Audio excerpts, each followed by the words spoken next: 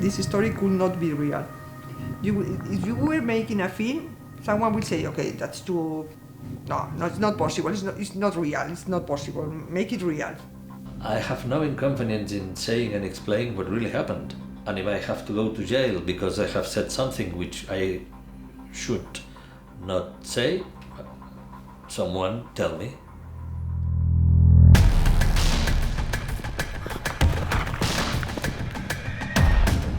And I went at home and I say to my wife, this is the end. Wake up to my sons, I say, today is the end.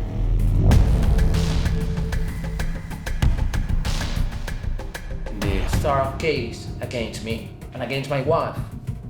I think this is a process to make fear. I lost everything. I start from zero.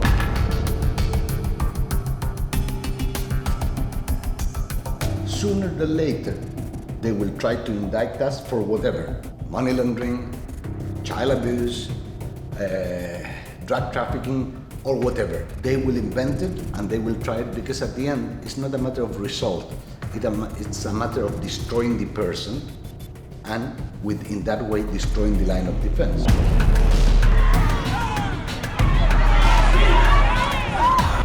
I agree with the rule of law. And I also agree with the basic terms of democracy. But they don't.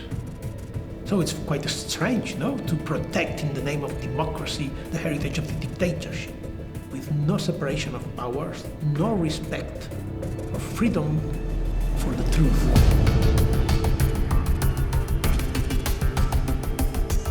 And you never believe that you will be the target of a conspiracy or that you will be in the middle of a story like this one. I mean, this is something that you see in the news.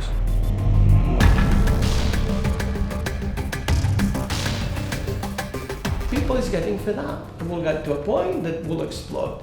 Andorra will pay the price, unfortunately, will pay the price. The young people especially. That my father wasn't bad, that he had a problem because the government sold our country to America.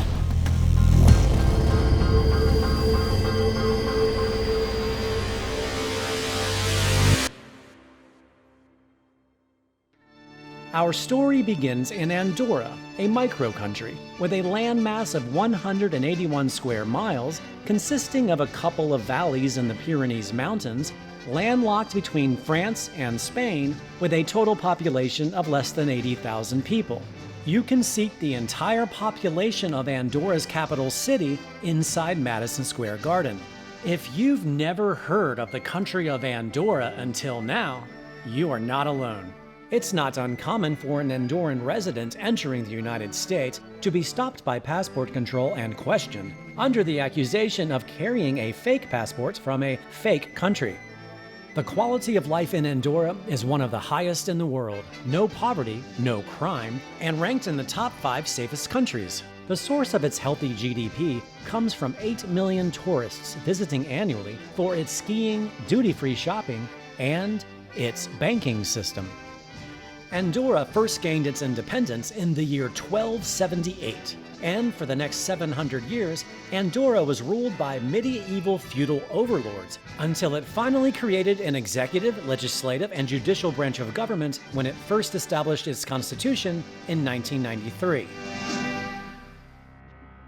En Andorra se da una situación muy paradójica desde hace ya muchos años. Hay que tener en cuenta que el país tiene 2 jefes de Estado, 2 copríncipes. Uno es el presidente de la República Francesa, el otro es el obispo de la Seu d'Urgell. Es decir, en la cúspide del poder de Andorra hay una persona nombrada por el Vaticano. Esto durante la Edad Media, durante siglos, era una herencia de los tiempos feudales. While Andorra is the world's only co-principality, its 1993 constitution also added democratically elected presidents. Durante la Segunda Guerra Mundial hay muchos judíos que huyen hacia España de la persecución nazi a través de Andorra. Y se sabe que algunos andorranos asesinaron a judíos que huían para robarles joyas, dinero, y que estas joyas, este dinero, es el origen de muchas fortunas de Andorra. Unlike other countries that utilized offshore banking as a haven to hide their stolen wealth during World War II, Andorra's flagship bank was born this way. Offshore banking simply refers to the deposit of funds by a company or individual in a bank that is located outside of their national residence. It's not always a vacation destination like the Cayman Islands, Bermuda, or the British Virgin Islands. Offshore banking is everywhere, with some of the most accessible offshore banking located right inside the United States. The simple fact of opening a bank account offshore doesn't imply that you are doing something wrong. Let's take Argentina. Argentina is a country where approximately every 10 years, one way or another, the government steals the money from its population, either by means of inflation, either by means of seizing the money. They find a way. They are very creative for that. So if you're Argentina, what you do is just first to have dollars, not pesos, and second, just to hide your wealth under your mattress if you can, or if you can afford it, just to go somewhere else in the world and store your money there. However, most of the world's Fortune 500 companies store trillions of dollars of their profits offshore to avoid paying taxes. 293 Fortune 500 companies with offshore earnings collectively owe $752 billion in federal taxes. That's $52 billion more than the bank bailout of 2008. Celebrities, businessmen, world leaders, and politicians from both sides of the aisles safely store their wealth in offshore banking to avoid paying taxes by opening up fake shell companies to hide their money. America's IRS is powerless over this, so they audit the poor instead. Given the inherent secrecy and anonymity of shell companies, terrorist funding, drug and human trafficking profits, and all sorts of criminal money laundering is rampant. Every day, open the newspaper, and you will see all this news about criminal networks. All that money, most of it is passing through the financial system. And the most a bank can do is just apply certain controls, which are standardized. So in that regard, the banks, the most they can do is just to try to minimize the damage. The problem is that the trend, not in many countries in the last 10 years, from the authorities, the police, has been to point to the banks and to the individuals working at those banks, and they are making them responsible of what the clients do. You can fight, you can make your best, you can have a very big team, but you cannot avoid money laundering. It's not possible. It's like you have to avoid criminals, and they say, okay, we have a police here. We have the police, we don't have criminals. No, you have the police and you have criminals. You have compliance department and you have money laundering. If a client comes to make a deposit at your bank with a briefcase with $1 million stained with blood, well, maybe there are some leading indicators here that may point that something is wrong, but honestly, it's completely uncontrolled.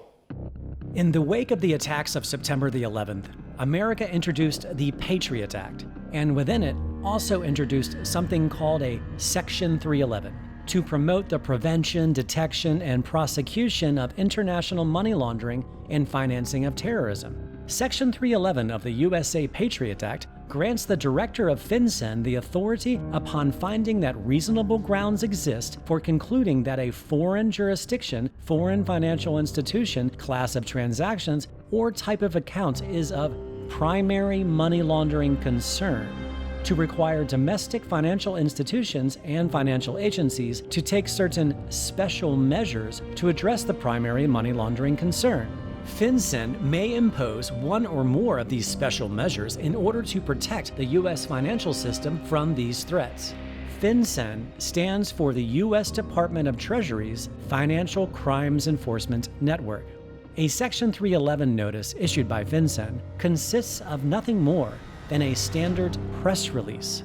Section 311 was designed to deal with a very severe problem that could lead to a need for emergency action, and it's being used for anything but.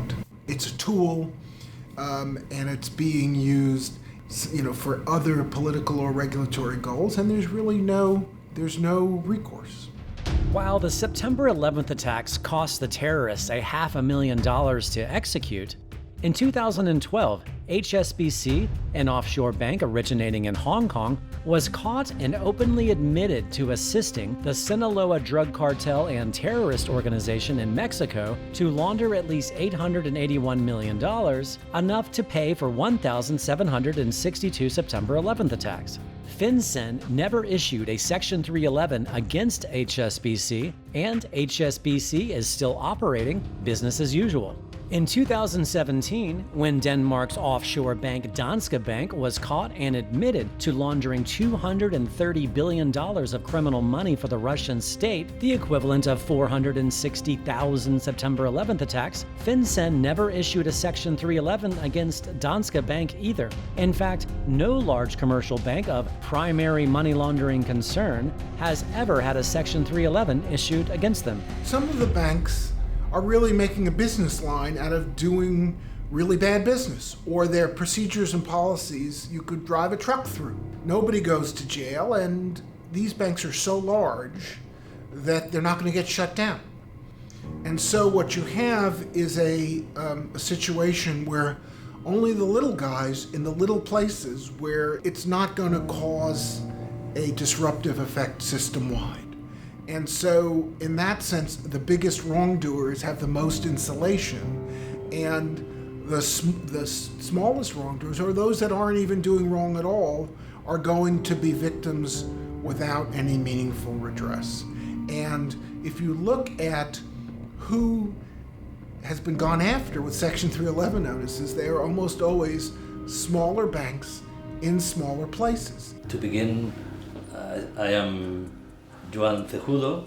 I did my studies in Barcelona about the economics. I stayed for quite 30 years in La Caixa, which now is CaixaBank, and finally I came to Andorra, to Banca Privada Andorra, BPA, which was a bank who was trying to grow up because I was advertised when I came to Andorra that this country was near to lose its condition of tax haven more sooner than later because of the pressure of Spain and France against tax havens.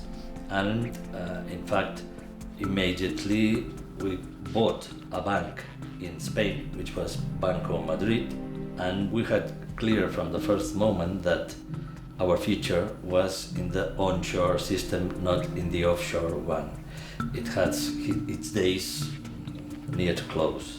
And then Banco Madrid was the jewel of the crown, and it was a history of success until the moment that the bump came. On March 10, 2015, the United States Treasury's FinCEN issued a Section 311 press release against BPA. I didn't know who were FinCEN until that moment. And the 3 or 4 persons that were in the room, we didn't know anything about FinCEN. I have no idea what FinCEN was, to be honest. I knew what was FinCEN, but they don't. For me, that was a normal day. So I just walked into the bank, went to the office.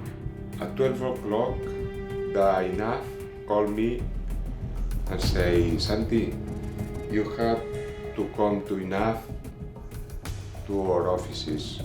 And then Santi appears. He said, we need to go to the INAF. I said, to the INAF? It's a regulator. I mean, you deal with the regulator.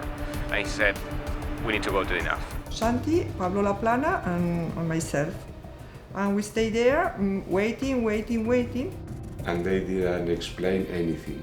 And we started to talk, obviously, among us, saying, what's going on? And they said, we have no idea of what's going on.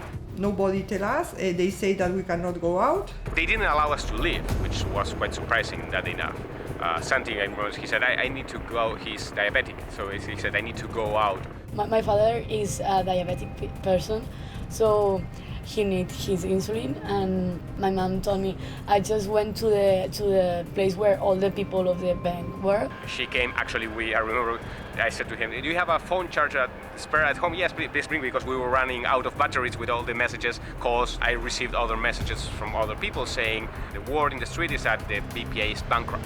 Other people was telling me the bank has liquidity problems. I mean, I said that's impossible, so I discarded those. And then we start to look at internet. The notice is issued, we saw that notice in our cell phones. It surprised us. For me, it was incredible. It's like a shock because they are talking about some things that are not real. To be honest, the first reaction that we had was we relaxed because we saw what was on the notice. This makes no sense. The notice is full of misrepresentations, I will say, of the actual facts, and also the notice has outdated information, and we were relaxed. I mean, like, okay, we can handle this. It's not that we have, I don't know, an account from Osama bin Laden and we didn't know about that. That will be a huge problem. So they issued a Section 311 notice. It was under the Patriot Act. There was no suggestion of any terrorism whatever. Andorra's president, Antoni Martí, immediately appeared on television. Banca Privada d'Andorra, i cito textualment, entitat sotmesa a preocupació de primer ordre en matèria de blanqueig de capitals. Arran d'aquesta qualificació, les autoritats americanes proposen un seguit de mesures a fi de limitar la capacitat operativa de Banca Privada d'Andorra en el futur. Insisteixo que es tracta d'un cas de presumptes males pràctiques i no d'una situació de risc de solvència o problemes de balanç. They were not simply just an Andorran bank, they were a Spanish bank, so they had to subject all of their policies and procedures to the scrutiny of a European Union regulator, which had to meet all European Union regulations. And they hired top accounting firms to do the work and make sure that they were running it properly and fully in accordance with the Andorran regulatory system, but also with global standards on money laundering. 99% of the world's top 1,000 companies are regularly audited by at least one of the world's top 4 major accounting firms: KPMG, Deloitte, PricewaterhouseCoopers, and Ernst & Young. Based on the international anti-money laundering regulations established by the United Nations, Article 52, Prevention and Detection of Transfers of Proceeds of Crime, KPMG conducted independent annual anti-money laundering audits of BPA from 2008 to 2012, overlapping with Deloitte, independently auditing BPA in 2007 and 2013. Followed by a 2014 audit completed by Andorra's own Financial Intelligence Unit. All 3 of these independent audits demonstrated zero money laundering activity during the same time frame that America's Section 311 alleges BPA was engaging in money laundering. March 11, 2015, 24 hours after America's Section 311 against BPA, Maria Cosan, the director of ANAF, Andorra's financial regulator, goes on national television, assuring the people of Andorra that everything is fine. En cap cas, el desencadenant d'aquesta intervenció té res a veure amb la situació de solvencia y liquiditat de l'entitat. A los clientes, de entrada, no les tiene que afectar, porque esto es una investigación sobre unas potenciales malas prácticas en prevención de blanqueo y nada que ver con solvencia o liquidez de la entidad. Meanwhile, while Maria Cosan is speaking to the Andorran people, BPA's small sister branch in Panama is ordered liquidated. BPA Panama's liquidation and audit was headed by Jamie D. Gamboa. In my direct communication with Mr. D. Gamboa, he confirmed his role and confirmed an independent 2-year audit, concluding that no money laundering transactions were detected. The following morning, on March 12th, 48 hours after America's Section 311, the Andorran government and ANAF, headed by Maria Cosan, suddenly contradict everything they had said in the previous 48 hours and ordered all BPA customer accounts frozen, allowing each customer a maximum withdrawal of 2,500 euros per week, causing mass protests in Andorra, with BPA's customers demanding full access to their accounts. The general manager of INAF was the auditor from working in KPMG and was the auditor of BPA from 2008 until 2011. And when finished in KPMG, she went to be the general manager of INAF. So she was the auditor from all the activity of BPA. Spanish bank Banco Madrid has filed for bankruptcy. Customers rush to empty their accounts. BPA's Banco Madrid simultaneously goes bankrupt. In the Spanish media, members of the government went to official TV saying that Banco Madrid was a launderer machine and crimes everywhere. Now there are sentences on the court and state that there was no laundering at all in Banco Madrid. But the thing is done. The order was to liquidate it. Also on March 12th, the Andorran government and ANAF seized full control of BPA, resulting in the majority of BPA's management fired and sent home until further notice. I remember that every morning I woke up and I told my father, okay, how hard it's gonna be today. So from scale from 1 to 10, how hard it's gonna be today. I say, today is the end. He was fired, but not just fired, but he wasn't able to work as an economist more. March 13th, 2015, 72 hours after America's Section 311, John Paul Miguel Prats, BPA's CEO, is arrested and spends the next 2 years in prison, which is the maximum time allowed to be held in prison under Andorran law, without the Andorran police requiring any burden of proof that an actual crime has been committed. I never imagined that could happen. In 2 years, that's not normal. What is there that is allowing them to arrest him? What do they have? And it ended up that they didn't have anything. March 16th, 2015, 6 days after America's Section 311, Jordi Cinca, Andorra's Minister of Finance, goes on national television. El supervisor, l'INAF, de manera immediata va prendre mesures extraordinàries, inèdites a Andorra i contundents. I de continuar avançant és mantindre la ferma voluntat i el ferm compromís en relació a la transparència, en relació a l'intercanvi d'informació i en relació a tot el que és la prevenció de blanqueig. I aquest compromís està inalterat. Res el farà torcer. The infamous Panama Papers leak revealed that Mr. Jordi Cinca, before becoming Andorra's finance minister, was also the owner of an offshore company. This company was in the business of the blood diamond trade. Jordi Cinca held significant shares in an Andorran company called Orfund, a conglomerate dedicated to gold and diamonds. 3 subsidiaries of this group operated in Liberia under the bloodthirsty dictator Charles Taylor, who gave tax privileges to one of Orfund's subsidiaries. Charles Taylor is currently sentenced to 50 years in prison for crimes against humanity at a special war crimes court in The Hague, and it was proven in court that the civil war he waged that led to the rape, dismemberment, and murder of countless civilians was financed by the diamond trade. Jordi Cinca was not merely a shareholder. He also actively worked with the Orfund Group. Cinca's name appears on this document, for example, as the sender of 500,000 pesetas to El Haji Fofana, the dictator's right-hand man involved in that civil war, with whom this Andorran company was working with to be able to exploit the blood diamond mines in Liberia. In addition, Jordi Cinca had contact through this company with Fernando Fernandez Rableda, an associate of one of the largest arms dealers in Africa.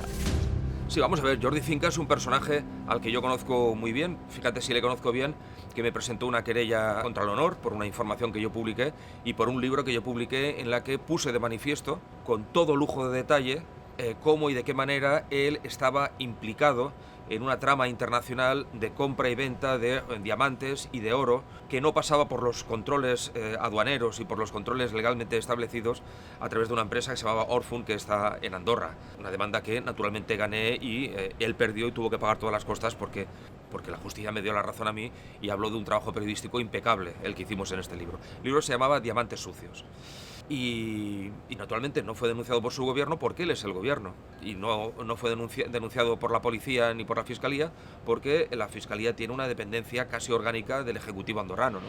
Also on March 16th, Jordi Cinca concludes his national address without mentioning that he contracted PricewaterhouseCoopers to begin auditing BPA's alleged money laundering activity.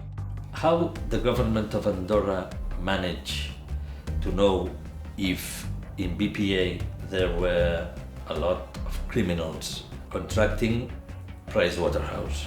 Pricewaterhouse is an American firm who is one of the big four, and if Pricewaterhouse says it is good, and if says it is bad, and the United States will accept it because it's Price. I was there when Pricewaterhouse came to BPA. I was there, and I saw how they work. To your knowledge, have they found anything wrong? No, not at all. Not at all. And nothing bad. Well, this is not possible. Here it must be something wrong. If Vincent says, it is true. Finally, they had to make something unbelievable. They asked me, because at first I thought they were in good faith, and I was in good faith. They asked me, okay, Isabel, tell us which are the complicated customers. The customers, if you have to make any suspicious of your customers, which will be that customers? And I make a list for them.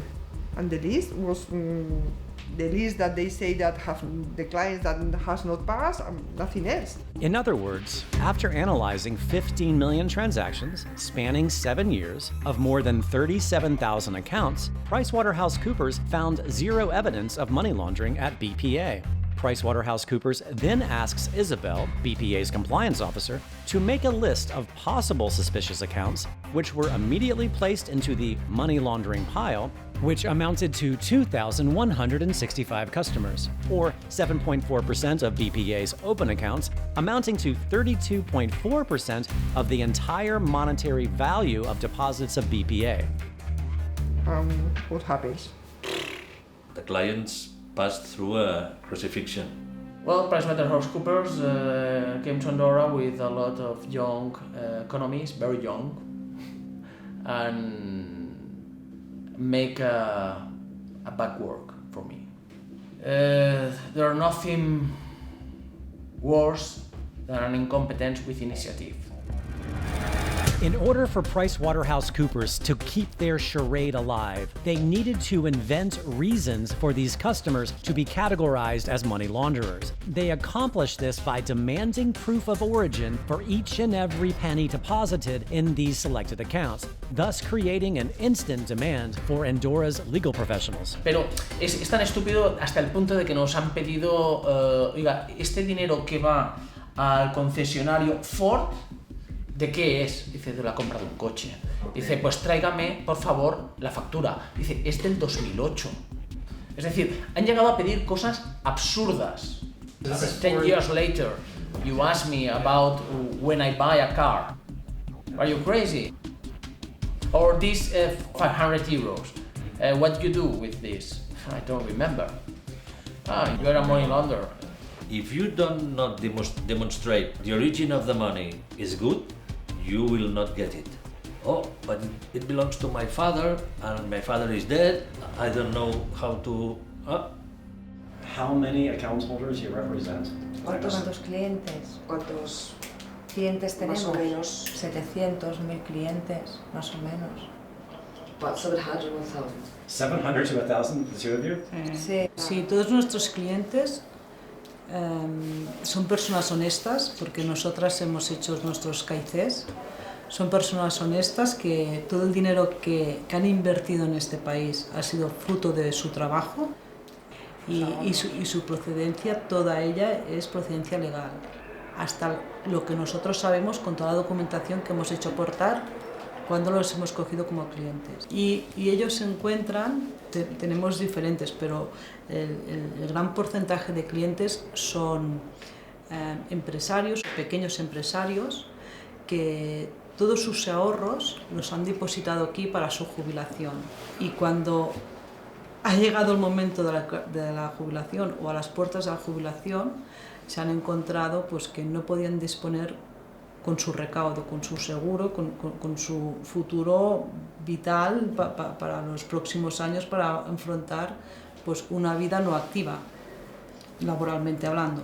Tenemos clientes que necesitaban el dinero para tratamientos médicos, pero sí que podemos decir del sufrimiento y impotencia real del cliente, de la necesidad que tiene de... No solo es el hecho de esta intervención bancaria, es la inseguridad absoluta que le está dando todo. Cuando tienes un proyecto de vida, unas expectativas y esto se rompe, es que es tan fácil como poner en cualquier persona, tú, que vas mañana al banco y te dicen que ese dinero no lo puedes tocar, que te están investigando por una sospecha de blanqueo, te hacen aportar toda la documentación sobre ese dinero, me da igual que estamos hablando de 10.000 euros, que de 100.000 euros, que de 1 millón de euros, que de 90 millones de euros. Da igual el perfil. Y tampoco sabes cuándo podrás disponer de este dinero. Y tampoco te pagas a la justicia. There's been no proven of any wrongdoing, no money laundering so far. Actualmente no hay ninguna sentencia condenatoria por blanqueo de capitales. No lo sé, no sé que hay mucho dinero. Jo puc dir-te, jo sóc solament un advocat. Sí. Jo porto de l'ordre de 20 clients. És l'única referència certa que tinc. És una sensació, però jo sé que no són pocs diners, perquè sé que hi ha molts casos de clients que no passen al tall. Jo porto casos, un té 15 milions, l'altre 10 milions, l'altre 200 milions. But so PricewaterhouseCoopers' job is now finished, yes? No, they still here. 4 years later. Yes. Are they still working on this today? Is Pricewaterhouse? Yes. What are they doing today? Well, asking for stupid things, justifying that we are money launderers. In this process, everybody are guilty until proved they are innocent. Esto fue la intervención del banco por parte del gobierno. Eso no había sucedido nunca. Se crea un organismo que no existía en Andorra y se crea solamente por este caso, que se llama AREP, Agencia de Resolución de Entidades Bancarias. On April 2nd, 2015, 23 days after America's Section 311, a new law is passed in Andorra and AREB is formed, with the purpose of managing the processes of resolution of banking entities, with its board of directors appointed by the Minister of Finance, Jordi Cinca, and the ANAF, directed by Maria Cassan. A esta entidad se le dan unas facultades extraordinarias, nunca vistas, puede hacer. One of the chief architects of the new Andorran law that created AREB was Xavier Espot, Andorra's Minister of Justice at this time, who today is now the elected president of Andorra. Hay dos momentos clave en los que Xavier Espot interviene o tiene responsabilidades en la crisis provocada por la intervención de la BPA. Primero, porque horas antes de que se hiciera pública la Notice of Fin de FinCEN, su familia retiró dinero de la BPA, concretamente 90.000 euros, en las horas previas a que se hiciera pública la notice. Con lo cual es evidente que él conocía y su familia conocía que se iba a producir esta comunicación del FinCEN. Y luego también hay una intervención decisiva de Xavier Espot cuando se produce la aprobación de la ley de creación de la Agencia de Resolución de Entidades Bancarias, o ley de la AREP, o ley de la BPA, que es como se conoce. Pero hay una manipulación muy clara, porque la Directiva Europea del año 2014 establece que cuando se produce una crisis bancaria, todos los accionistas están afectados. Pero en la ley que aprueba el gobierno andorrano y el parlamento andorrano cambian y se establece que solo serán afectados por esta medida, por esta ley, todos los accionistas que tengan más del 10% del capital. Esto es importante porque la familia del ministro de Interior y Justicia y actual jefe de gobierno de Andorra, de Xavier Espot, eran accionistas minoritarios de la BPA. After then Minister of Justice Xavier Espot manipulated the Arab law, his family were allowed to keep all of their cash deposits at BPA, while the majority shareholders and founders of BPA and Banco Madrid, Raymond and Hajini Cierco, locally known as the Cierco brothers, watched all of their cash deposits vanish, as did many members of BPA's general management. Not only were Xavier Espot's family the second largest shareholders of BPA, they are a very wealthy family that own a chain of 70 luxury cosmetic stores across Spain and Andorra, Julia Perfumery, who were also named in the Panama Papers. Arab begins plans to create a good bank to place what PricewaterhouseCoopers has deemed as legitimate assets, segregated from BPA, with plans to immediately sell the new bank once it's set up. June 17, 2015, 3 months after America's Section 311, Arab creates Val Bank as its new Good Bank, where 67.6% of BPA's deposits are safely placed, with the remaining 32.4% being placed into what is locally referred to as the BPA tomb. 2 days later, Andorra's co-prince, the Prime Minister of France, travels to Andorra for the first time in history. Del tema BPA, il y a eu une réaction rapide et réfléchie pour isoler la banque contaminée. Followed in December by Andorra's other co-prince from Spain. Andorra ha experimentat en aquest any 2015 la seva fragilitat. El nostre país va poder reconèixer els seus amics i els qui no en van ser tant. I a mi m'agrada recordar que no ser corrupte comença per un mateix, per mi, per cadascun de nosaltres. Todo esto en un estado donde está un obispo, un representante de la Iglesia Católica, como copríncipe, como jefe de Estado. Es increíble, es absolutamente escandaloso, porque el obispo era cómplice, y no solo esto, el obispo tiene cuentas en la banca andorrana. El obispo ha recibido dinero de la banca andorrana. Y esto es una grave denuncia para el Vaticano. Also at this time, the Cierco brothers begin engaging in a multi-year legal battle with the United States Treasury and FinCEN, even addressing the director of FinCEN herself, Jennifer Calvary. Our view was then, and still my view now, that a great injustice was done to these folks. BPA was one of the good ones. The moment that the Section 311 notice was issued, that had the intent and effect of all U.S. banks saying, we will no longer clear your dollars. And when an international bank can no longer clear dollars, they're done. They weren't questioned, they weren't asked, they weren't given a day to explain themselves. It just happened, and overnight they were shut down. You have a chance to respond, but by the time you respond, you've been out of business for a week, 2 weeks, 3 weeks, a month.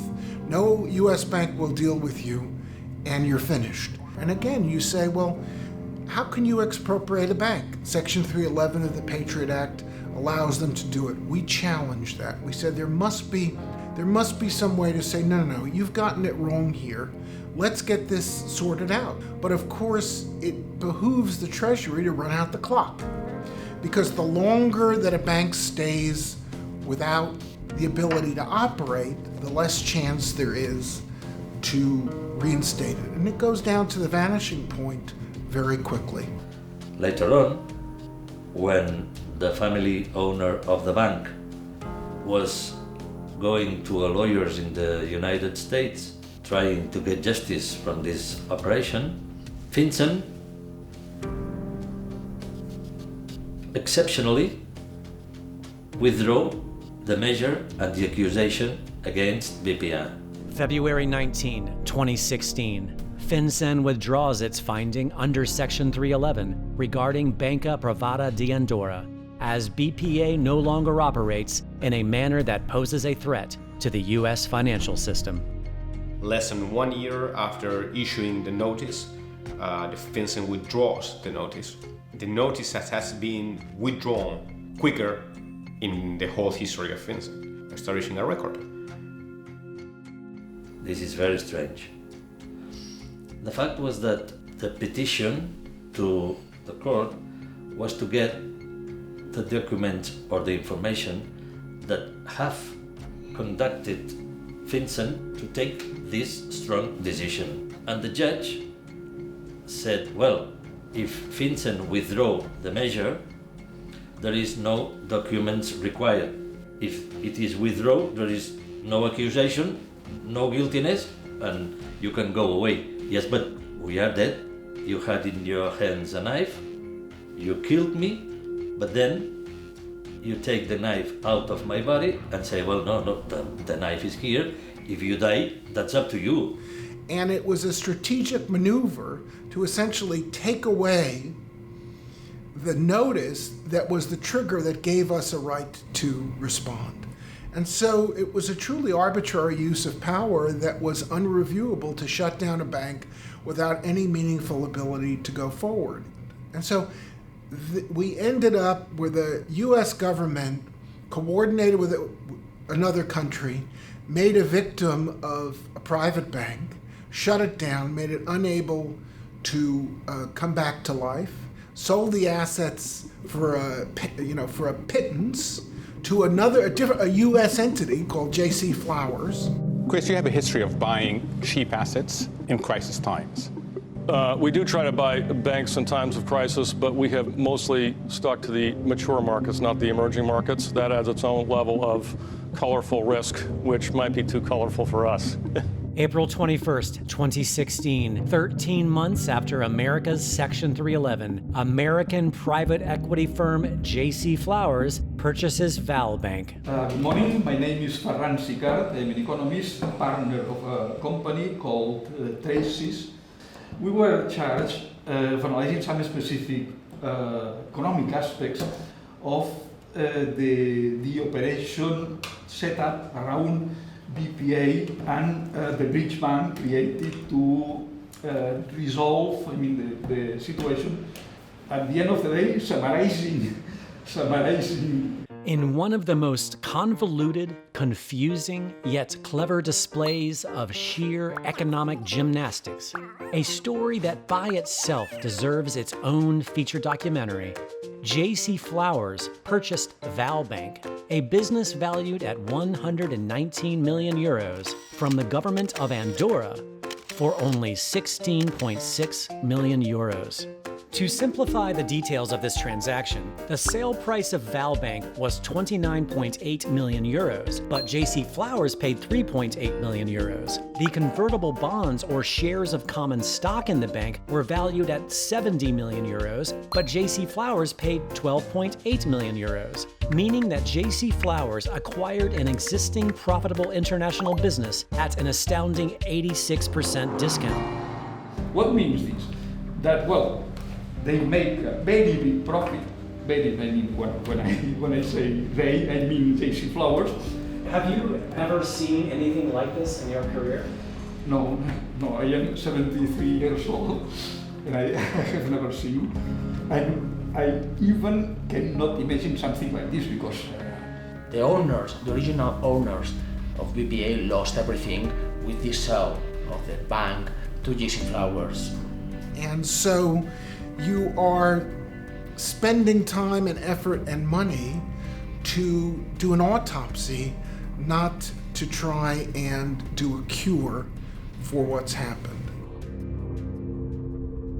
America's actual Section 311 notice against BPA claimed that BPA had facilitated transactions involving the proceeds of organized crime, corruption, human trafficking, and fraud for the Mexican Sinaloa drug cartel, the country of Venezuela, Russian criminal organizations, and companies in China.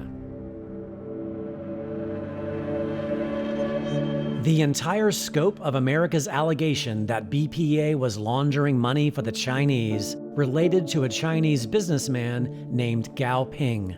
Gao Ping immigrated from China to Spain in the 1990s and rose from a small-time cook in a Chinese restaurant to becoming a big-time multi-million euro businessman and art dealer. He initially built his fortune by importing Chinese leather products into Spain and then reselling the products for cash. In 2012, more than 2 years before America's Section 311, Gao Ping and dozens more were arrested in Spain in one of the biggest tax evasion operations in Spanish history.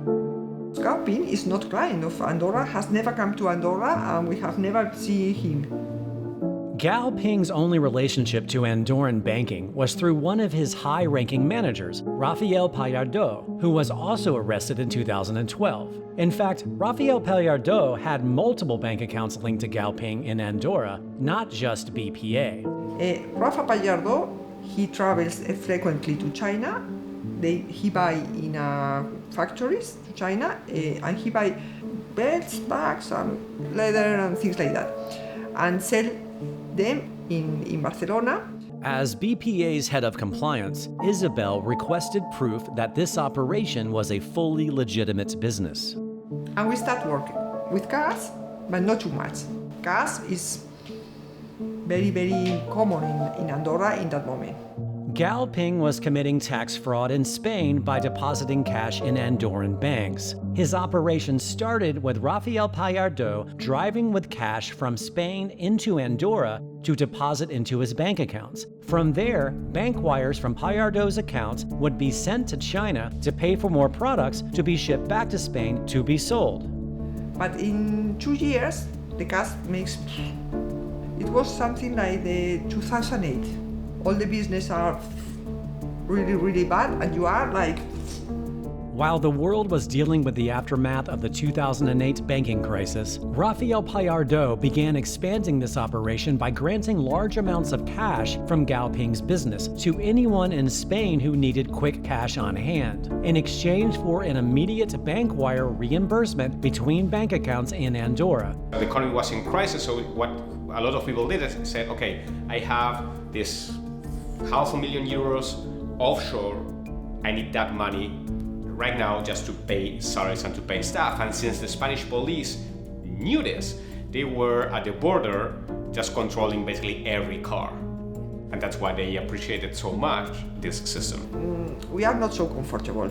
We are getting something like 15 euros for transfer, and we are assuming a lot of risk of the cash.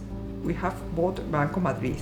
BPA was aware they couldn't continue working with Spanish customers who were intentionally evading Spanish taxes while BPA was simultaneously operating a bank on Spanish soil. And for this reason, it's because we stopped the operation in 2011. 2011. Vincent note, March 2015. Incredible. When the note appears, you say, this is prehistoria, this is past, very, very past. To summarize, BPA opens an account for Rafael Pallardo in 2008. BPA fires him as a client and closes his bank account in 2011. More than 1 year later, Rafael Pallardo is arrested alongside Gao Ping for tax fraud in 2012, 3 years before America's Section 311. But that's not the interesting part.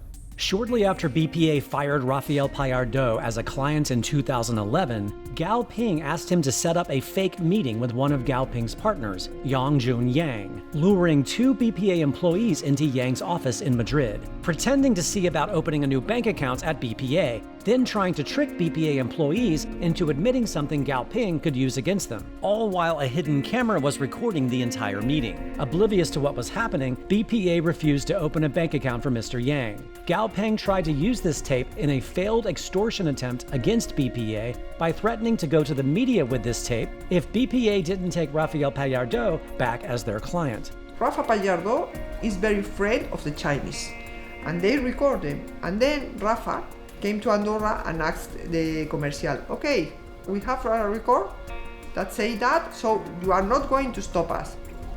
And we say, okay, forget about it. If we decide to stop you, we are going to stop you. For us, it's not a problem. Go to, where are you going with this? We didn't make any drama of it. This video, recorded in 2011, was discovered on a USB drive by Spanish police during their massive Gao Ping tax evasion arrests in 2012. The video was publicized after 2015. March 17, 2015, 1 week after America's Section 311, an edited version of Gao Ping's failed extortion video suddenly appears on national Spanish media as proof that BPA was laundering money for the Chinese. A la derecha de la mesa, Yong Yu Yang, hombre de Gao Ping. A la izquierda, Mauricio Escribano, directivo de BPA y una empleada china del banco. Comienza la negociación y para Yang lo primero es dejar las cosas claras. Una vez aclarado, hablan de cantidades. El negocio de Gao Ping genera mucho efectivo. Dime qué volúmenes, sorprendentemente al mes, ¿cuál sería tu objetivo de canalizar hacia arriba? Yo puedo, no, yo fácilmente 100 euros, fácilmente. ¿Pero mensuales?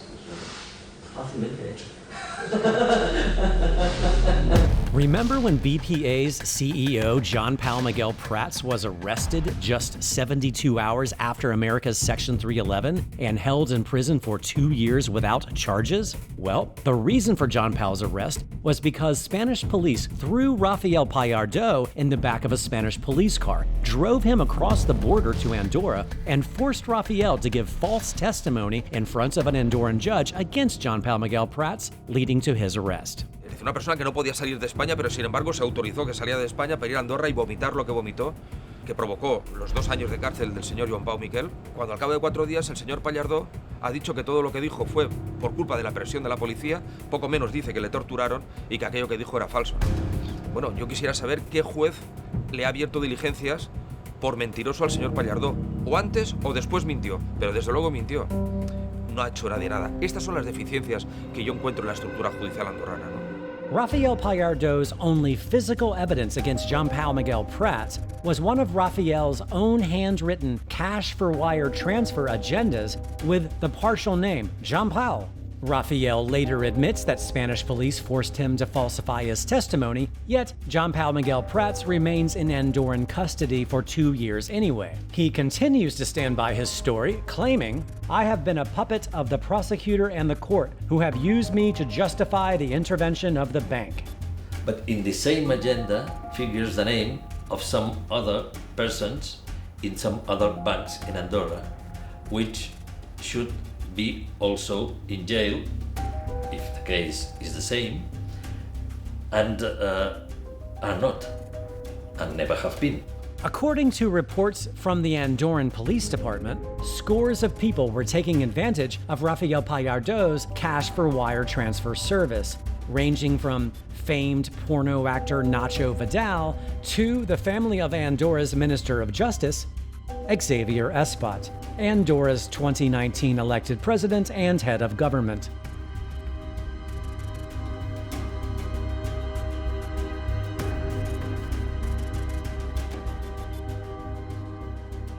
And in our case, everybody is processed, someone's in prison, and in the other case, nothing happened, and the case does not advance. Why not? On one hand, the police is saying the bank is hiding this, and on the other hand is saying, thank you very much, Mr. Bank, because if it wasn't because of your records, we wouldn't been able to cross all the transactions. It was like, Andorra had 5 banks at this time: Ond Bank, Credit Andorra, Mora Bank, Banc Sabadell de Andorra, and BPA. 4 of Andorra's 5 banks were engaging in identical operations for Gaoping through Rafael Pallardo, but only BPA was intervened. They did the same operation with Gaoping. Exactly the same operations. Exactly. They always work with euro. Never they make any transfer or BPA receive cash in US dollar. So this means American authorities and American correspondent banks, they couldn't know the existence of this operation. It means that the information from this client comes from Spain.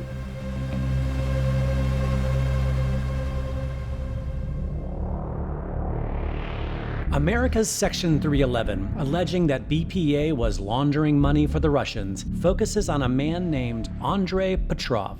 Exactly how Rafael Pallardo was Gaoping's handler, Mr. Andrei Petrov was a handler for a former decorated Russian army general, winner of the Science and Technology Stakes Prize for the Russian Federation, and acting CEO of a company responsible for cleaning and repairing all of Russia's oil pipelines, Mr. Viktor Kanenkin. We know that is a very important person in Russia, has a lot of money, so he put some money here. It's not uncommon for a man as wealthy as Viktor Kanenkin, a public figure living and working in Russia, to place their money offshore in hopes of discouraging a kidnapping or other potential security risks. So that was a client with a dossier like this. That was, for me, so clear that client wasn't nothing wrong. Viktor Kanenkin's activity consisted of 2 transfers from a bank in Latvia to BPA, one in 2003 for 20 million euros and another in 2007 for 30 million euros, under the company name DDC Limited. The money came from his own company. I mean, it's a transfer from one pocket to another pocket. Change the country, nothing else. We are not selling, we are not buying, we are not making any business. I just have my money here and I want to change this to another country. Upon the 30 million euros deposit in 2007, BPA contacted the Latvian bank to confirm the standing of Viktor Kanenkin and DDC Limited. The following year, BPA commissioned Kroll, a compliance risk and diligence firm headquartered in New York City, to independently audit Viktor Kanenkin's activity for anti-money laundering and corruption. Petrov opened an account here in Andorra and gets the money from the account of Victor to the account of Petrov. That's all. It's a salary. For me, like compliance, Andrei Petrov was not significant. January 2013, 2 years before America's Section 311 against BPA, Andrei Petrov is arrested by Spanish police for corruption and tax evasion, crimes that are completely unrelated to Viktor Kanenkin. However, more than 2 years later, on March 23, 2015, 13 days after America's Section 311 against BPA, the Spanish media suddenly releases a series of claims linking Viktor Kanenkin to Andrei Petrov's criminal activities. Spanish media also claimed that 2 executives from BPA traveled to Moscow to visit Viktor Kanenkin in person, with one of those executives being Santiago Rosello, which was true, as it was Santi's job as financial director of BPA to closely monitor and periodically visit a client as big as Viktor Kanenkin. The Spanish media also reports that the other BPA executive on this Moscow trip was Pablo Laplana, publishing that he had been arrested 9 months earlier by Andorran police for laundering drug money. The Spanish police is lying when they say that I went to Russia. The Spanish police is lying when they say that I stayed at such hotel. Is lying when they said that I picked up my passport at the Barcelona airport. I mean, all those are lies. 2 days after this was published, the law firm of Eric Lewis wrote this Spanish newspaper requesting the removal of these defamatory claims as well as a retraction, proving he did not go to Russia and was never implicated in drug money laundering. Yet, to this day, ABC Spain has refused to edit this article, even though they are completely aware that this article is a humongous lie. It was coordinated. FinCEN issues the notice against BPA, and suddenly all these articles about BPA, about myself, about everything just is there. This was planned. While Spanish police were arresting Andrei Petrov in January 2013, something else was being coordinated. The police called me. Hey, hi Isabel, I'm the police. I have an account that has to be locked today. It was a Friday night. I say, okay, I'm having dinner with my husband at the restaurant. No, we have to lock it now. Say, the bank is closed. Nothing is going to happen to Monday. No, Isabel, you have to go to the bank and you have to lock it right now. Okay, bring me the notice to the restaurant. He came to the restaurant. I was having dinner, and I opened the envelope, and I sign, and I see Viktor Kanaikin, the Russian. Oh my God! I remember that customer because it was a big customer. And when the police left, I take the phone, and I called Santi. My phone, when the Russian people were closed in jail in January 2013, my phone was being tapped, and all my conversations were recorded during 1 month. I didn't know. And I say, hi Santi, Isabel here. The police has come, they have locked Viktor Kanaikin, the Andrei Petrov boss. Santi says, what? But that's not possible. He's our businessman, we have everything. Yes, I'm sure that we have everything perfect in that account. We have nothing to worry because the account is perfectly documented. Okay, bye-bye. When we know this, we offer my presentation to the Audiencia Nacional saying we don't understand what happened with me. If I can explain what you need, I come to the Audiencia Nacional to explain whatever you like. They say, no, don't worry, you are not relevant in the case and you are not a part of the case. This is in 2013. When in 2015 we have the intervention of BPA, Spain then decides to resurrect this case. Santi was suddenly facing a year in jail and 300,000 euros in fines if convicted. The police make the interpretation of the conversation. Clearly, both of them know what is happening. And they are saying that everything is perfect because they know that we were recording them and they want to hide that there is something wrong. That was the police interpretation of my conversation with Santi. Santi's case finally made it to court in October 2018, only to be immediately acquitted. Because there was no case. It was not appealed by the prosecutor, so it's firm, this absolution. I know that Petrov has also an account in a bank. According to Andorran police reports, showing records dating as far back as 2007, Andrei Petrov was also using Andbank for his activities, with more than €750,000 euros in deposits. Yet, no action has ever been taken against Andbank or its employees. FinCEN's Section 311 against BPA also claims that Andrei Petrov is suspected to have links to Semyon Mogilevich, one of the FBI's most wanted fugitives. This may be the most powerful man you've never heard of. His name is Semyon Mogilevich, the Russian mobster. He has access to so much, including funding, including other criminal organizations, that he can, with a telephone call, affect the global economy. Yet, no state agency has produced a shred of evidence to support a link between the two men. One day Santi comes to me and says, hey, coordinate a meeting between the new manager of the International Business Unit and Mr. Petrov. I just sent an SMS to Petrov. I have never seen him before, I have never interacted with him before, and because of that SMS, the Spanish police tapped my phone. While Santi was a lead manager for BPA's Russian clients involved in America's Section 311, Pablo was a lead manager for BPA's Venezuelan clients involved in America's Section 311.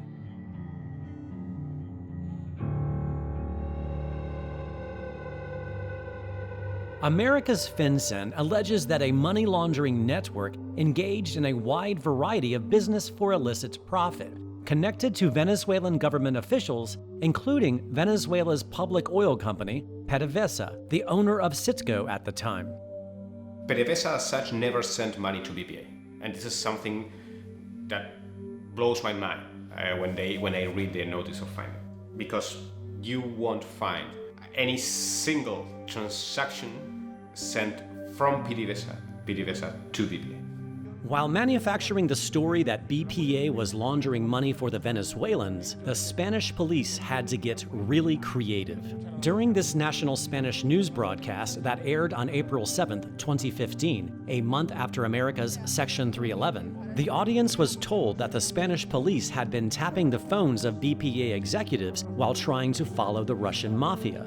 But suddenly, the Venezuelans just happened to appear on the scene. So Spanish police started tapping the phones related to BPA's Venezuelan clients. Even though Spain's police were tapping phones inside Andorra, the Spanish police had no jurisdiction to intervene in a case between Venezuela and Andorra. And this is where America's FinCEN came in. Spanish police then presented to America's FinCEN evidence of money laundering at BPA for all the clients mentioned in America's Section 311, including Venezuela, thus resulting in America shutting down BPA and Banco Madrid. The first time I saw a conversation of mine was on a newspaper. I read it, and the transcription was so wrong. But the next wave that shocked me was when I started to hear, then to see in the television, to hear my conversations. During this same April 7, 2015 broadcast, Spanish media started playing Pablo Laplana's re-edited phone conversations on national television as proof that BPA was laundering money for the Venezuelans. Pablo Laplana had no idea his phone was being recorded in 2013. Until he watched and heard his own re-edited phone conversations broadcast live on national Spanish TV in April 2015, 2 years later, perfectly coinciding with America's Section 311 against BPA. It's very frustrating when they're lying and you say, but I can prove that's not true, but you can't. Pablo immediately hired an attorney and took this case to court in May of 2015, just weeks after the first broadcast. His attorney presented diagrams to the court showing how his conversations had been highly manipulated when aired. But no retractions were ordered, and the Spanish justice system did nothing to remedy the situation. When you're hearing your conversations and you see that those have been edited, I can't find the words to describe the level of frustration and anger that generates. With Venezuela, there are two types of business. One with the insurance company. BPA's Venezuelan clients consisted partly of international insurance brokers who shopped for reinsurers, like Guy Carpenter or Lloyd's of London, to insure various national businesses in Venezuela. And the other with the China companies. These clients also brokered deals to build factories in Venezuela using Chinese technology, as well as importing wholesale vehicles from China for retail in Venezuela. It's a commercial operative. We get the money in Andorra from the company with the taxes, with the deduction, with all the everything. Publicly released Andorran court documents redacted the names of the numerous Venezuelan clients of BPA. But they did list the other banks they were working with these banks depositing 90% of the Venezuelans' capital into BPA, with this list of banks that the Venezuelans had wired most of its money to. Yet, no bank in this list was ever investigated or had a Section 311 placed against them. En el caso de los venezolanos, es muy curioso porque son venezolanos que no viven en Venezuela y que además no participan del poder en Venezuela, es decir, han huido de Venezuela, no están al lado de Maduro. Entonces, es muy difícil llegar a entender que esto sea así. This case was under vigilance of the Unit of Financial Investigation in Andorra. They considered its activity suspicious when we were asked for these clients to get $50 million away from the bank. We advised, and they immediately said, no, block the money. And then the person in charge put it in a court and accused these people of money laundering. In November 2012, more than 2 years before America's Section 311, the blocking of Venezuelan assets at BPA for this alleged money laundering went to trial in Andorra. The court's final decision was to lift and void this imposed block, finding no wrongdoing. The General Attorney was not confident with this decision and asked to investigate it again. This case was then escalated to a higher Andorran court, dated July of 2014, 8 months before America's Section 311, still without having provided sufficient evidence of crime or money laundering. The money was finally delivered, but not all. They still left some money in the bank. They were innocent. Josep Antoni Silvestri was one of the local Andorran attorneys representing the Venezuelans in this case. The judge and the tribunal, the highest tribunal, says that no proof that Venezuelans make laundry money and freeze all the accounts. After this, me and all the lawyer receive the payment of our services. After that came the Vincent notice and talk about the Venezuelan citizens and freeze again the accounts with all the process anti-money laundering of BPA. Look my account and the account of the other lawyer and say, hey, what's this amount? This amount comes from the Venezuelan. The judge unfreeze and say, okay, you're a launderer. You make laundry money. Are you crazy? It's the judge who unfreeze. It's the judge who say there are no proof. In Andorra, to be a lawyer is a risky profession. This is human rights attorney and partner of the European Center for Constitutional and Human Rights, Gonzalo Boye, who has been representing Josep Antoni in this case. The judge who released the money before the Vincent note is the same judge, is the same person, the same human being that is charging Silvestre and the others lawyers for money laundering out of the money that she has declared is clean money. So at the end of the day, you don't know what to do. I mean, you win a case, out of that case you're paid, and you end up in a worse situation than the client that you acquitted.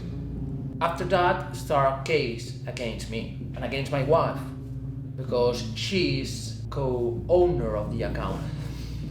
I think this is a process to make fear to the lawyers. All my money in BPA, all my money of all my career was freeze, everything. I lost everything. I start from zero. I'm upset.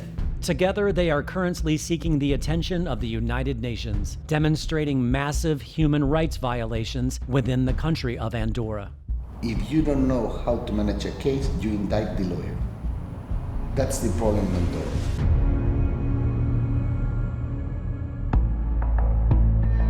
And finally, the fourth case in America's Section 311 alleges that BPA worked with the Sinaloa drug cartel in Mexico and facilitated the transfer of bulk cash derived from narcotics trafficking in the United States. This would mean that the Sinaloa drug cartel, after being cut off from HSBC in the United States for doing this exact same thing, with no Section 311 being ordered against HSBC, would now manage to somehow transport huge amounts of cash by boat or plane from the United States to Andorra, to then deposit into BPA. It's possible that Vincent is too stupid to put this case in the note.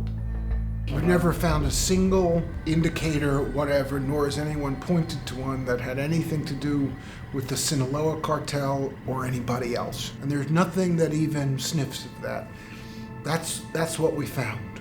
And now when we have been in the US through all the different courts, and we arrived to the end, and one of the judges asked the prosecutor representing Vincent, said, well, have you shown any proofs? And all she can respond is that we have issued a statement about this. And the judge he asks her again, listen, in this process, at any instances, from the beginning, have you shown any proofs of the charges that you have against BPA that has justified the intervention of the bank? She says, well, what we have done is issue, and he gets upset and said, listen, have you or have you not shown any proofs? And she has nothing to say because he's upset already at this point. He said, no, Your Honor. That's where we are. I mean, they're building everything based on the credibility of FinCEN, not on evidence. Because if they could have got evidence, this case will be in the US, in a US court, and not in an Andorran court.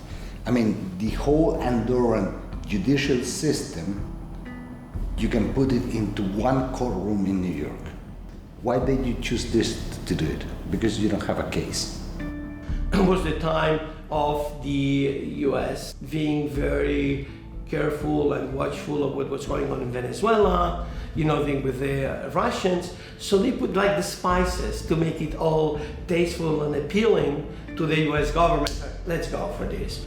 Plus, this is a small country, no strategic interest whatsoever, a small bank, so no one is really going to complain about this. We have a political and strategic interest in getting along with the Spanish.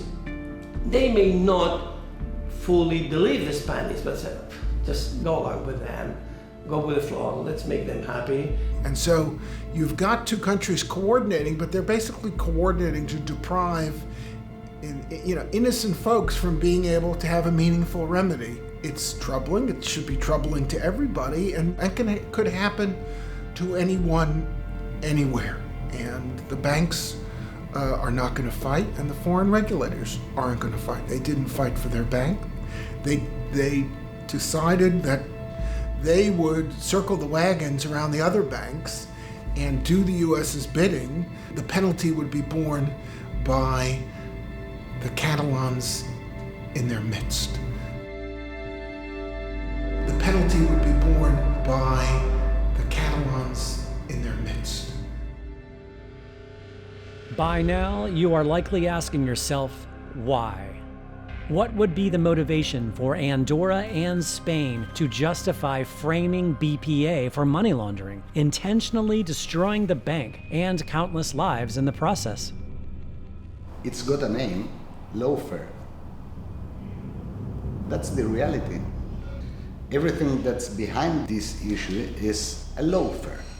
It's a war with other means, which is using legal tools within the legal system to destroy the enemies in a way that appears to be legal. So they explore the contradictions of the law and they use the legal system. Why? Because normally in each country the judicial system doesn't got a counterpower or checks and balance. And what had happened in Andorra is exactly the same. They wanted to protect the bank, who was convenient for them, and they want to destroy another. Why this other bank, BPA, was not convenient? Because they didn't want to play along in certain things that were important both for Andorra and also for Spain, which was a campaign to destroy the Catalan movement. For me, it was not a surprise because we know perfectly how the Spanish state acts or reacts when Spain feels threatened by someone. It's a former empire. As a former empire made by violence and genocides, he has no limits. And he has a sense of the power linked to the concept of impunity. It doesn't matter if Andorra is an independent and sovereign state. The Spanish police could act inside the Spanish state and also in Andorra. So for us, it was not a surprise to discover the dark side of the Spanish state is acting against Catalan interests.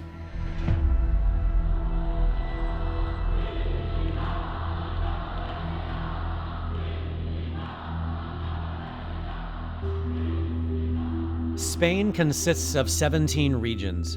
the most famous being Madrid, Spain's ruling capital, and Catalonia, where Barcelona is located. These two regions have been in bitter conflict for centuries. In the 18th century, Spain has tried to eliminate Catalan, introduce Spanish. And through the administration, the public administration, and through the roads and through the school, because at this time, during 2 centuries, it was really, Catalan was forbidden in the schools. During many times, for instance, the papers in Catalan were forbidden, and the broadcasting in Catalan was forbidden, and the television at the time of Franco was forbidden. The Spanish language was first imposed on the Catalan people nearly 300 years ago, even though most spoke only Catalan. Successive Spanish governments launched decree after decree to weaken the use of the Catalan language. In 1881, it was banned on legal documents. In 1896, in public meetings and on the telephone. In 1900, in the theater. In 1939, when Francisco Franco came to power, it was banned absolutely everywhere. People caught speaking in Catalan were arrested and severely beaten. Speaking or even reading a book in Catalan in public places was considered a direct protest against Franco's long-running fascist regime, a regime that has left Spain second only to Cambodia for the highest number of missing persons. You had a fascist dictator, Franco, in Spain. You had this fascist dictator, Hitler, in Germany. When that resolved, there was trials. There was a conclusion to that. And there was no conclusion. Anything you want to say in that regard? Yes. It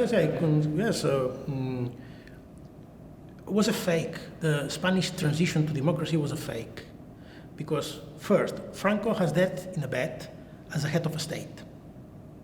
No revolution, no process against fascismus has removed Franco from power, but biology. Since the death of Francisco Franco in 1975, the ghost of his fascist ideals remain prominent in Spain to this day. ¡Viva España! ¡Viva! ¡Viva España! ¡Viva! ¡Viva Cristo Rey! ¡Viva! ¡Viva la Virgen!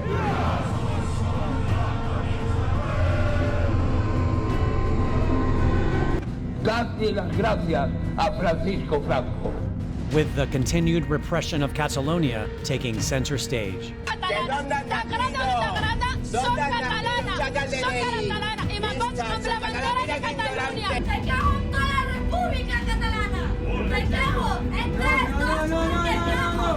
Ever since I was a little girl, I've been seeing these differences. I would go to the supermarket and I would find an elder woman speaking in Spanish with her grandchild, telling them in Spanish, "Don't buy this is Catalan."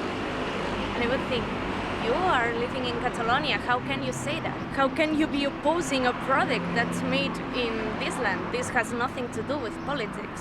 I have traveled a lot in Spain since I was a little kid, and I would find people insulting me and my sister for speaking in Catalan with each other. They would come to us and say, "You are in Spain, you should speak Spanish." Like very ugly situations and very uncomfortable situations, and I've been encountering this my entire life.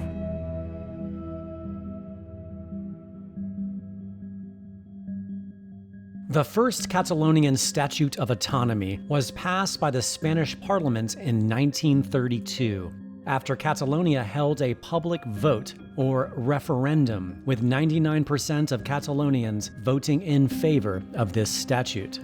But 7 years later, once Francisco Franco took power, this statute was abolished, resulting in 4 decades of repression and bloodshed against the Catalonian people. After Franco died in 1975, another Statute of Autonomy was drafted and passed in 1979, but it granted Catalonia only limited autonomy. From 1980 to 2003, President Jordi Pujol dedicated his presidency to Catalonia's right to self-governance and gave birth to what is known today as the Catalonian Independence Movement. When Pujol stepped down in 2003, a new government in Catalonia appeared. The main goal of that new government was to develop a new statute of autonomy for the country. I was the head of the opposition at that time in the Catalan parliament. I was fully involved in this political operation. And then I personally negotiated with President Zapatero, at that time the Spanish Prime Minister. I negotiated with him the Statute of Autonomy, and we reached an agreement. And that agreement was transformed in a Spanish law, approved in the Spanish Parliament by an absolute majority. Then that law was sent to Catalonia, and in Catalonia there was a binding referendum. And the outcome of the referendum was 74% of the yes vote. So the Statute of Autonomy, the new Statute of Autonomy, was okay.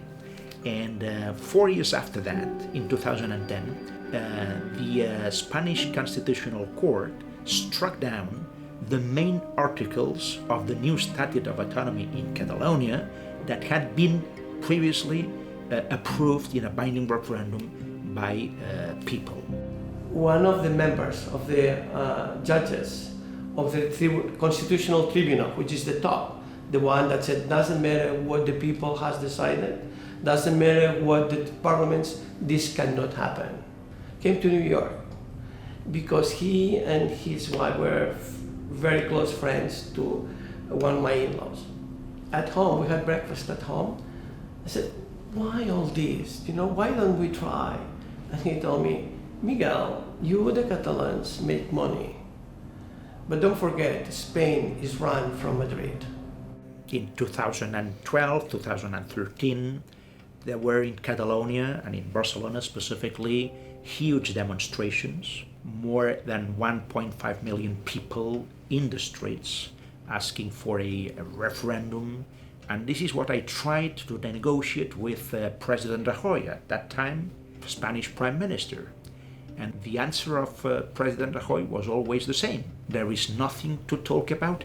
My position was, if you look at what is really happening in Catalonia and you see in a consolidated democracy that more than 1.5 million people are in the streets asking for a referendum, your answer is there is nothing to talk about?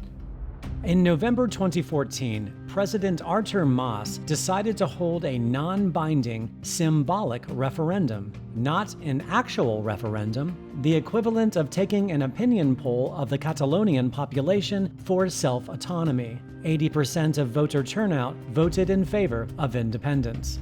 Back in Madrid, President Mariano Rajoy's government responded by convicting President Artur Mas of civil disobedience, banned him from holding public office for 2 years, and fined his party nearly €5 million. Mayor of Girona, Carles Puigdemont, has been voted in as the new president of Catalonia. The move puts the northeastern region back on the road to secession from Spain after months of political deadlock and waning support in his predecessor, Artur Mas. We are a minority, a national minority in Spain. We are only 16% of the Spanish population. So we have no power enough to be respected our decisions because we are a minority. So the only tool in the international laws that protect minorities is the right of self-determination. And the only way to achieve that is to be independent. In October 2017, President Carles Puigdemont authorized a binding referendum for Catalonia's independence.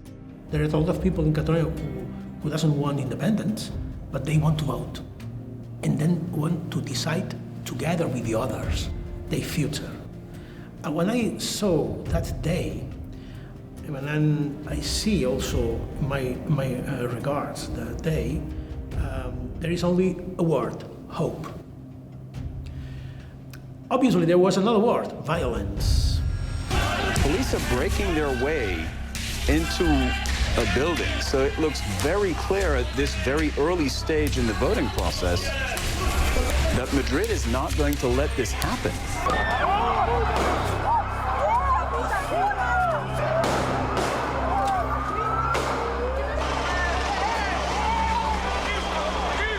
Well, here you can see protesters in Girona in northeastern Catalonia facing off against officers. Well, demonstrators had their hands up in a sign of non-violence, but police apparently started hitting them with batons. Well, another video from Catalonia shows police jumping on and violently kicking protesters, as well as dragging the activists out of a polling station. Tossing peaceful voters downstairs, striking them with batons and confiscating ballot boxes. Catalans lined up to vote, many paying a high price for it. Now, people are still trying to vote here, but we do know that just 2 blocks away, there was another polling station, another building of the school that was just basically raided by police forces.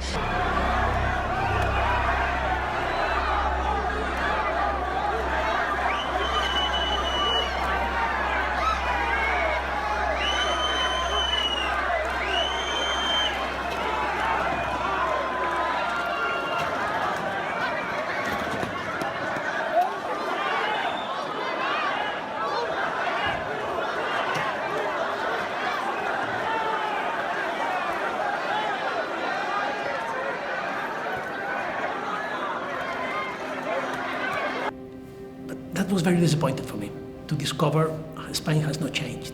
I was very sad seeing the hate in the face of Spanish policemen. They were activists in the name of the unity of Spain. They were not worried about the image of Spain, that image Spain offers to the world as an authoritarian state, violent state. It doesn't matter about that. It was also a day of shame for Spain and a day of shame for Europe. I conducted my interview with President Puigdemont in September 2019 in Belgium, where he remains in exile. But just 4 weeks after my interview, this happened.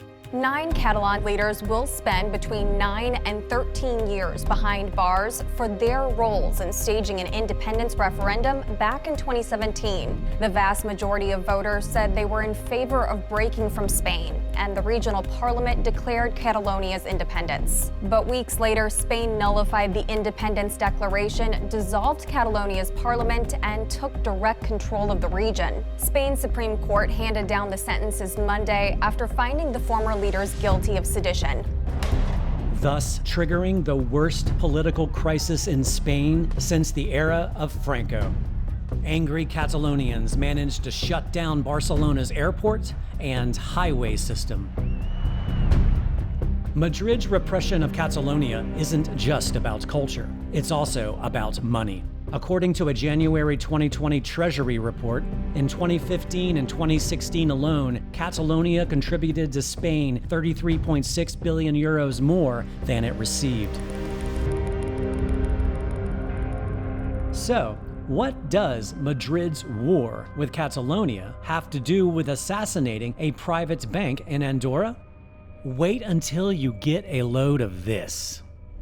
In May of 2014, 10 months before America's Section 311 against BPA's CEO, John Paul Miguel Prats, is visited by the attaché to the Spanish embassy in Andorra, Celestino Barroso. John Paul Miguel, highly suspicious of this meeting, decided to record this conversation with his phone. Yo he portado un mensaje de Madrid. Sí. Y me han dicho que le comunique, en principio al señor Higinio, al señor Ramón, eran mis interlocutores que me habían indicado, pero bueno, he dicho a Higinio, me dice que comunique los usted también. Entonces me han dicho que el Banco de España, que le comunique lo siguiente: el Banco de España está haciendo una inspección a Banco Madrid y se le van a cargar. Y hay una empresa americana dispuesta a hacerse con el banco. Cuando el Banco de España se cargue la actual. Lo han dicho. Pero me han dicho que le transmitan que eso depende de ustedes, el que se quede en nada, que se para la inspección y que todo siga como está en la actualidad. Siempre y cuando ustedes accedan a algo que yo no sé. ¿De qué se trata? ¿Y usted es el inspector? Embajada de España, sí, es policía. Sí, yo soy inspector jefe de policía. Inspector jefe del Cuerpo Nacional de Policía. Sí. Estoy aquí, soy el encargado de interior. Embajada de España. Esto es una misión muy mía, pero bueno. Pero entiendo que es oficial, o tiene un carácter oficial todo esto que está diciendo, o... Vamos a dejarlo entrecomillado. Ya. Y con quién me tengo que ver, o con quién... Hombre, yo particularmente, yo que no sé más, que no sé, aunque quisiera no sé más. No sé esa frase, que el Banco de España se va a cargar Banco Madrid y que hay americanos dispuestos a hacerse cargo una vez que el Banco de España le dé el hachazo, hay que meter al americano y se va a hacer cargo. Y que todo eso se puede paralizar siempre y cuando ustedes accedan que está en su mano pararlo, en su mano. ¿Qué se le va a pedir? No lo sé. Jean-Paul Miguel then traveled to Madrid for this mystery meeting. The person meeting him was the head of internal affairs of the National Spanish Police, Martin Blas. This is sworn courtroom testimony of what happened in this meeting. El primer troba d'allà al Villamagna a Madrid, ja és quan es troba amb el Fèlix, que és el Martín Blas, i què és el que li diu aquest senyor exactament? No, mira, oye, es que tengo que pedirte una cosa y tal, y quiero que estés muy atento, i tal. Llavors ens va obrir un diari i em va deixar llegir un text que posava, més o menos, però posava el Estado español está en guerra contra Cataluña, el tema del nacionalismo es nuestra prioridad, queremos que nos informe y nos dé las cuentas, que tenga usted conocimiento de la familia Mas, Junqueras y Pujol. Això es posava escrit a mà i va tancar el diari y me has entendido lo que te estoy pidiendo y tal. The investigation led by the Spanish government in Andorra trying to find personal accounts of President Pujol, my accounts, and Vice President Oriol Junqueras. In my case, well, they failed because there were no accounts in Andorra, although they thought that they were there, but they weren't. He said that we do not have them as a client except Pujol, but he could not give any information because this was not legal. He could not. Well, then, if you do not accept the consequences. This is a coordinated work between the Spanish police and the Treasury Department. At least. I mean, there's no doubt about that. Because one high-rank officer of the Guardia Civil in Spain. Y en los centros de salud habría que hacer un estudio de aquellos donde la incidencia, donde el riesgo sea mayor. Went into TV saying this. Para iniciar el Departamento del Tesoro una investigación seria contra la BPA como un banco que favorece el blanqueo de capitales a nivel mundial. So, they even themselves, they admitting what they did.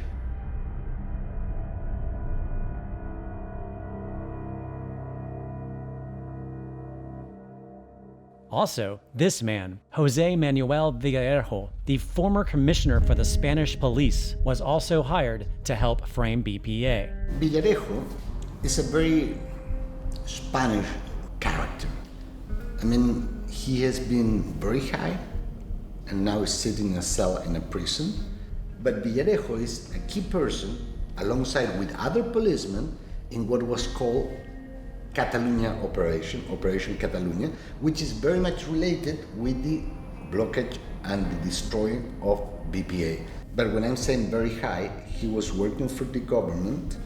He was a police officer, but also a private entrepreneur.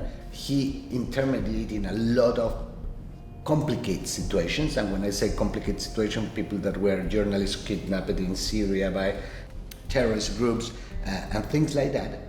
But he was making money out of everything while he was a civil servant. And he has admitted several things. One of those is that he lied in order to destroy BPA. Where are the consequences? Until now, we haven't seen it. I mean, he got such an amount of information that he talks properly, seriously, clearly, with all the evidence on the table. In Spain, some people will have big troubles.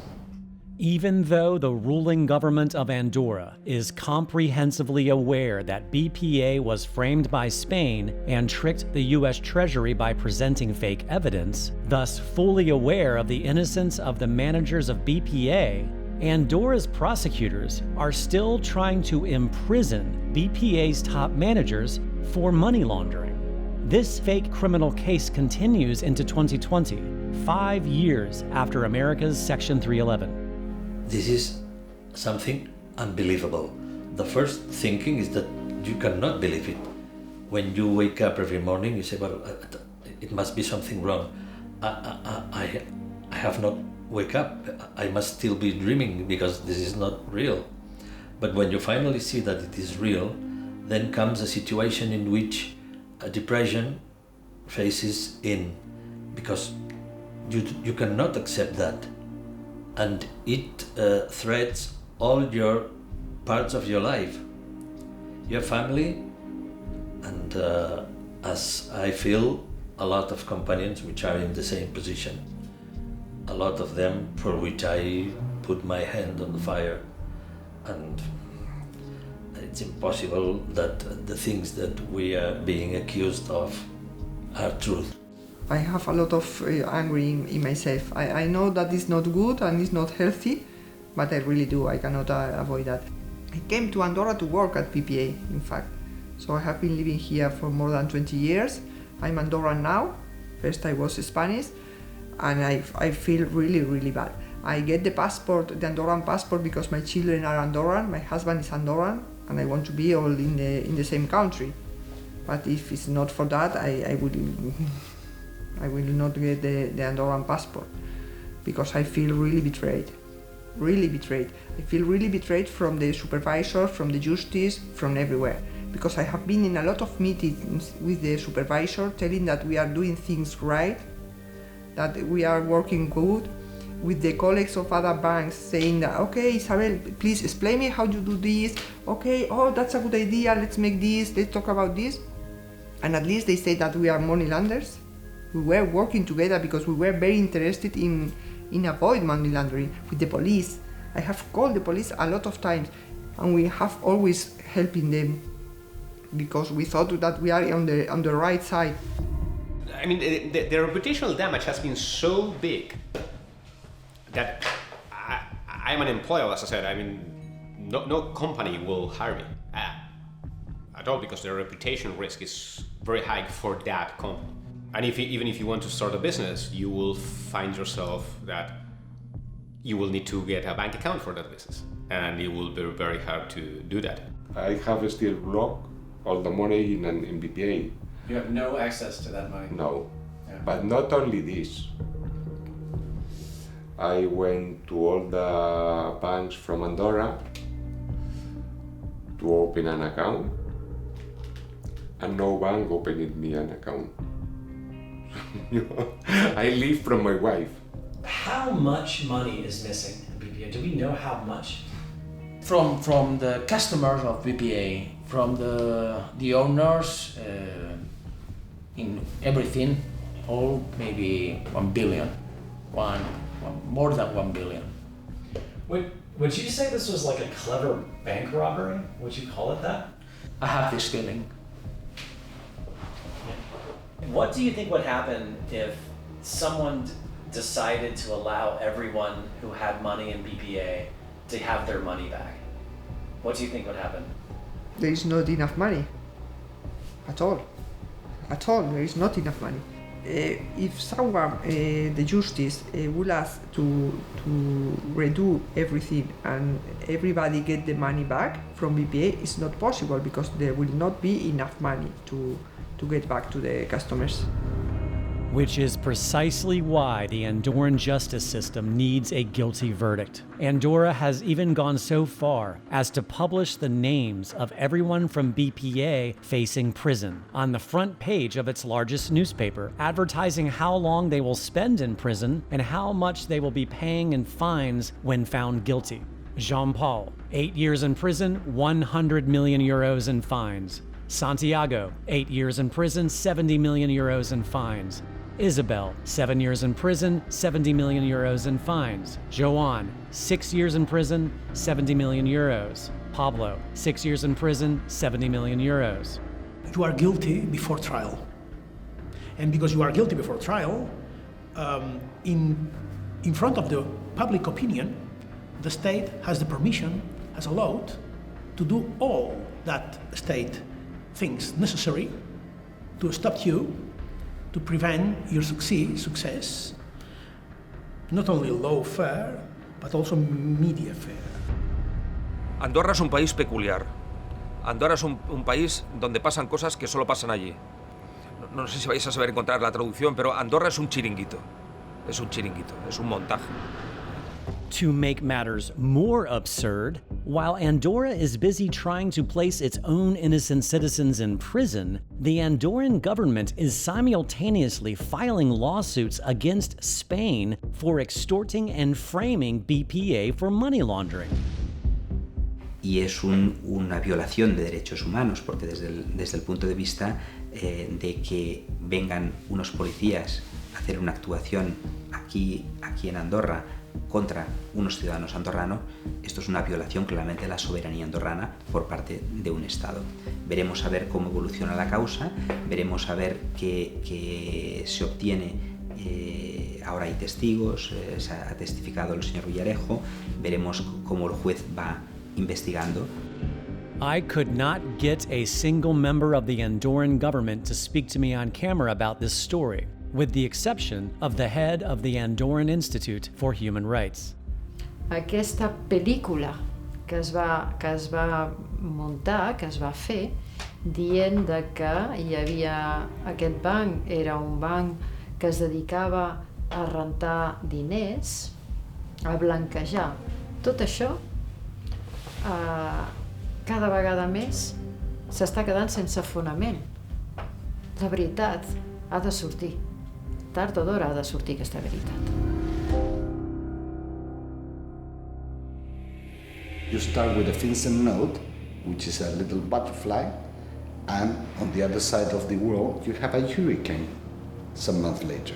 And this is what happened. A little letter with no support, very small, moved itself a bit, and on the other side of the Atlantic was a proper hurricane that devastated a bank, families, lawyers, and a lot of people. I mean, here it's not just a matter of money. I mean, when people are indicted, they're under scrutiny, they have a social problem. Don't forget that Andorra is a very little country. They were highly respected people, and now they're treated like criminals. But not only the owners and the managers of BPA, but also something very important, the lawyers. And why the lawyers are important? Because we are the last line of defense for many people. And if you are criminalized, everybody could be criminalized. And at the end of the day, you see families destroyed, credibility is destroyed, a huge cost in defense, and people who don't know where they will be in a year's time.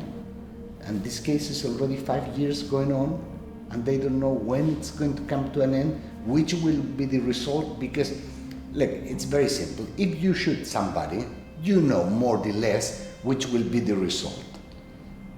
But if you haven't shot anybody, and you are in a process for shooting somebody you didn't shoot, the result could be anything.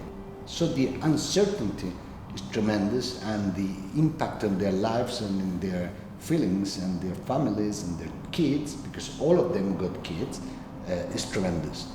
And this is part of the devastation of a hurricane created with a small butterfly on the other side of the Atlantic. Do you think this will ever be resolved, this BBA case? Do you have anything you want to say just to...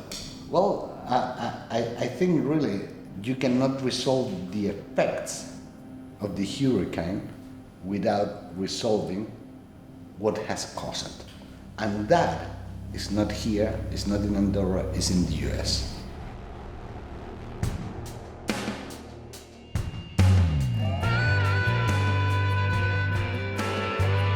Remember Jennifer Calvary, the director of FinCEN?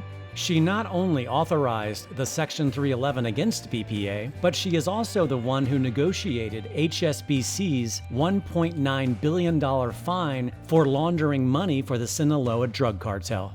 Guess where she is today? Jennifer Shansky-Calvary, who is Global Head for Financial Crime Threat Mitigation at HSBC.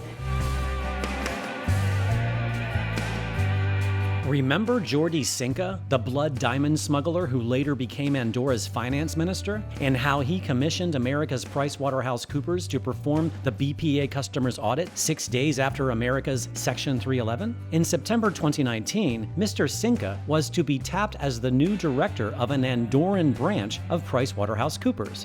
But his position was aborted due to a serious reputational problem. However, in January 2020, Jordi Cinca was appointed head of Andorra's Retirement Reserve Fund, Andorra's Social Security Administration, responsible for securing the Andorran citizens their retirement money.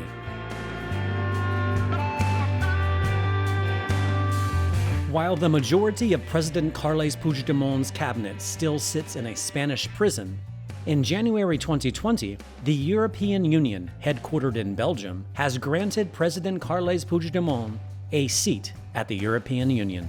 Carles Puigdemont began his mandate as MEP in Strasbourg amid great media expectation. Before attending the plenary session, he called on Europe for action and said Catalonia is no longer an internal Spanish affair. So we are here in order to remember and to claim to European Union institutions to be involved in a solution based on dialogue.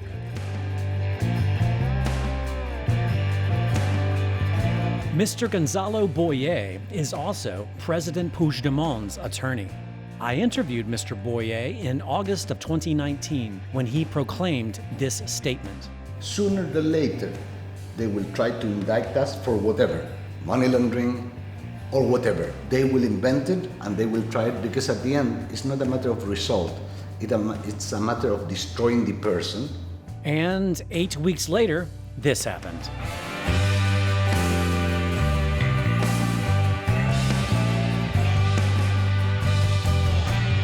Anyone with money in the Andorran banking system should consider 3 problems. The first is that it has a fractional reserve banking system, but no central bank. There's therefore no one to act as lender of last resort. The second problem is that Andorra uses the euro as a currency, but is not in fact a member of either the European Union nor the Eurozone. It therefore has no access to the European Central Bank. And, more importantly, it has no method of printing euros in order to provide the banks with liquidity. And finally, it has a third problem: deposit insurance. Andorra has this up to 100,000 euros per account, but that lack of a central bank and that lack of a way to print euros means that their insurance isn't really all that much good. Andorra's annual budget is only 470 million euros, while Andorra's banks collectively manage more than 49 billion euros, which is more than 100 times that of Andorra's annual budget. Andorra's annual budget doesn't cover half of what is supposedly frozen in BPA. Wait. Sorry. It's okay. No, we start again. Oh, no. Look, you have to have these monies from Andorra because I believe that they are going to disappear. Yes.